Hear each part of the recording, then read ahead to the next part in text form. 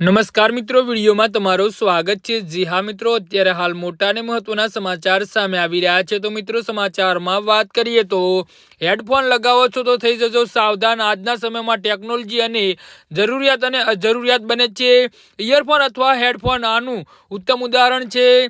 સવારની ચાલ હોય, મેટ્રોની સવારી હોય, બસની સવારી હોય કે કાફે સ્ત્રપો હોય અને ઓફિસમાં કોલ હોય, દરેક જગ્યાએ લોકો ઇયરફોન પહેરેલા જોવા મળે છે। જ્યારે આ અન્ય લોકો માટે સમસ્યા ન હોય, સતત અને બેદરકારીપૂર્વક ઉપયોગ તમારી સુનાવણીને ગંભીર અસર કરી શકે છે। જી હા મિત્રો, સૌથી મોટી ચિંતા અવાજની તીવ્રતા અને ઉપયોગનો સમયગાળો છે। ઇયરફોન ખૂબ જ ટૂંકા અંતરથી સીધા કાનમાં મોટો અવાજ પ્રસારિત કરે છે। સતત ઊંચા અવાજે સંગીત સાંભળવું અથવા તો લાંબા સમય સુધી ઇયરફોન પહેરવા બંને જોખમી છે।